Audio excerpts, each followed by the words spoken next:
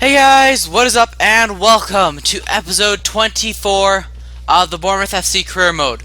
So if you guys are wondering why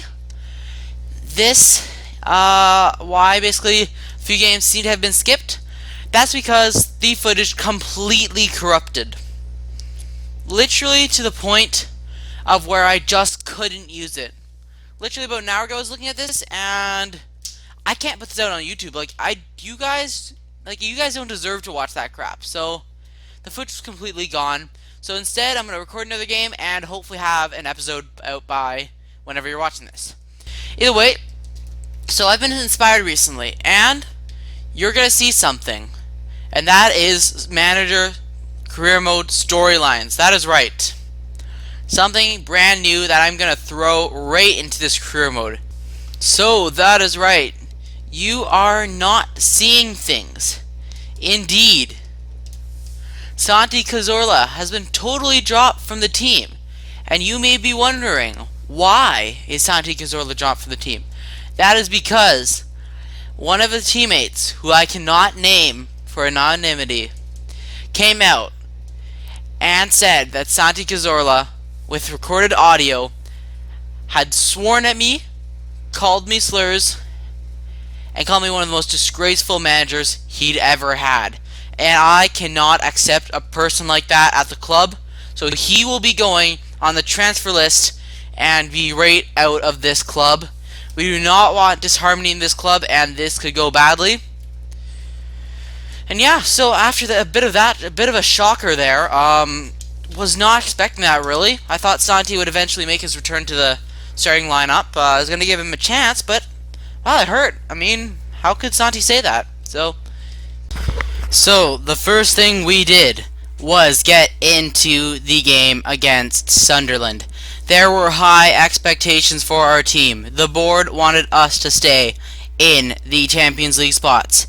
And we knew with a good performance, we could do that, and so much more. And so, it was my decision to keep the starting lineup the way it had been previously. And so, we are the best defensive team. We are going to go out there and win. So, early in the game, we were putting on good pressure. Deschilio sent it over to Entep to Pereira, and Saponara. What a shot! Top draw goal! What a ridiculous shot from Ricardo Saponara, proving that he is still a class player. I gave him a chance higher up, and he has so far proved his worth. What a blinder from that sort of range. Getting close to halftime, Milo had a shot from range, really good shot, but Jordan Pickford just managed to get to it, and on the corner, Ricardo Saponara whipped it in. However, the header was knocked just wide by Kelechi Iheanacho, and I feel like we could come to regret that miss later. So, even more chances in the 40th minute. Off the free throw-in now. Bobby Kazari came in, skipped around Guerrero, whipped the cross into the middle. What a save from Lafont, but Entep makes a huge mistake. Lafont tries to block it, but the block comes off of the defender, and it's put away. A flat-out, undeserved equalizer, and an extremely questionable decision by Entep to actually head the ball back into play, so I'm not sure what he was doing there. So, at halftime, it ended up being a 1-1 scoreline.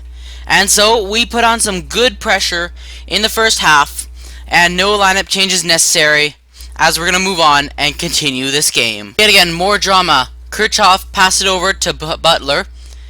Now, chaos at the back, and Jan Kirchhoff with a brilliant finish. And we are somehow down 2-1. We were unable to break through their defense, and we have now been punished. And there we go. We have to just go on and score. You thought this game couldn't get any crazier? You were wrong. And Entep now. Great fake shot. He bursted down the wing, and he pulled out a brilliant skill move, and Paul-Georges Entep makes it 2-2. We produce a fantastic result, And what a play from Paul George. Brilliant turn and brilliant finish at the near post. That is the sort of finish we need. Brilliant. Just brilliant. And so, despite my best efforts, the game ended 2-2. And yeah, so despite playing better than Sunderland, we could not manage to get anything more than a draw. And so, good defensive pressure, good play. We just need to be a little bit more lethal in front of goal, and I think we are going to be set for further success. And so, the first thing we did in the January transfer window was go and sign Jetro Willems on a free contract. And much to your surprise later, you may be thinking this is a full-out free transfer, but there is a certain twist coming up. And the next thing we did in the January transfer window was go for Aylan Halilovic. We offered $5 million plus Santi Cazorla for a fantastic talent. And hopefully we can get Aylan right into this team. The next player we also went for was Alberto Penarenda, who is a great player, and I was willing to offer Saido Berahino plus $5 million to try to get the deal over the line. And so the first deal was completed. So in a surprise, it turns out we had to, for some reason, offer Jordan Ibe. Therefore, this is a swap deal. Jordan Ibe for Jetro Willems, complete. Woo! And there we go. So now we're going to be getting into another transfer offer.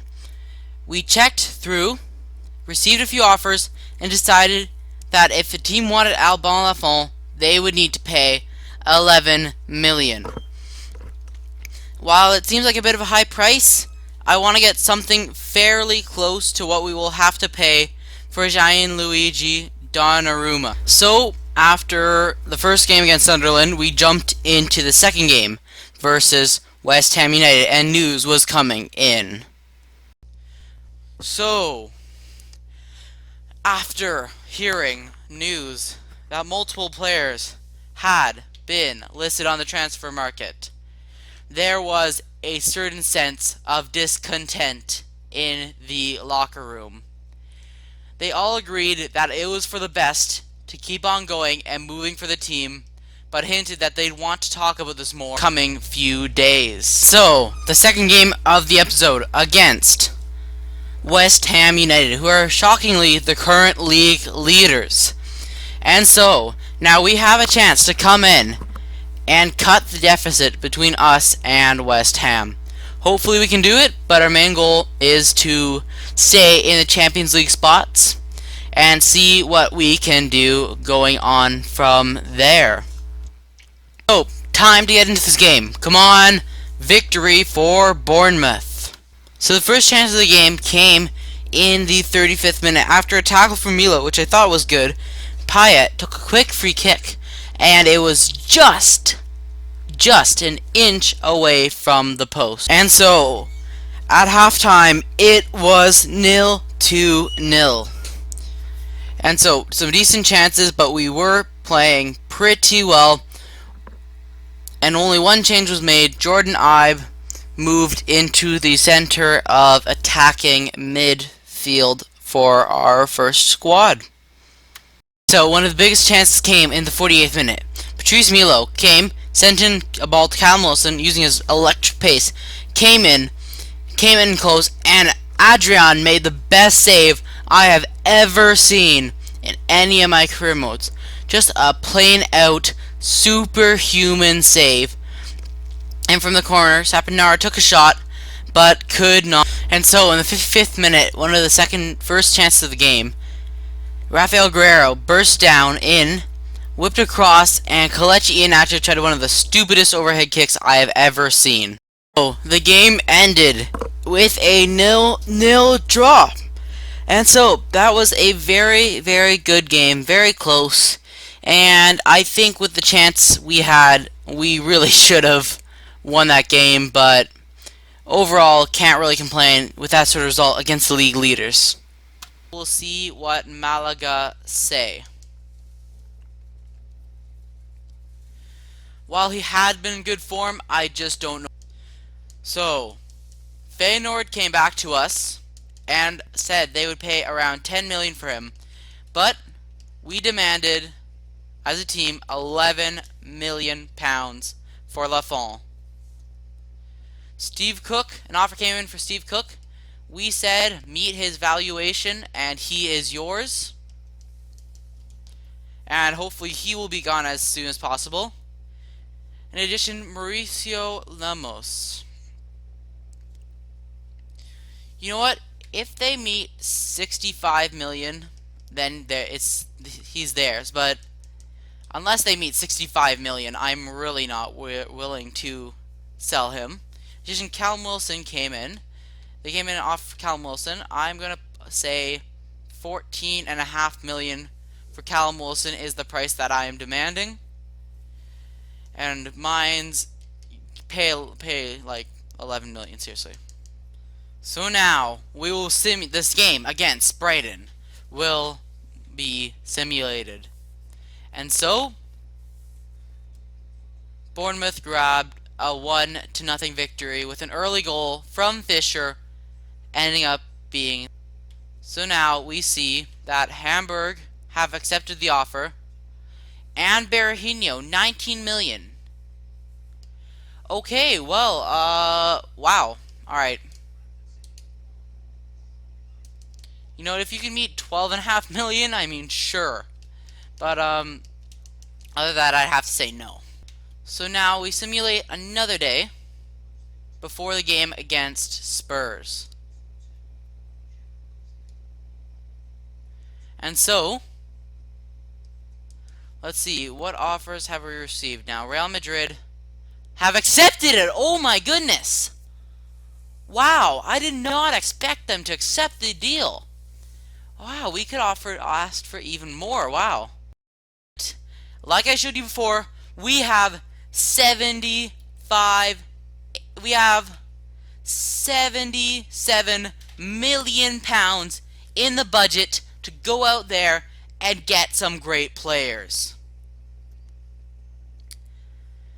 Oh, this is going to be, and the next episode is going to be absolutely insane. I want to thank you guys for watching. I hope you guys enjoyed this episode and the fact that we now have around 81 million pounds in the budget, and I will see you later.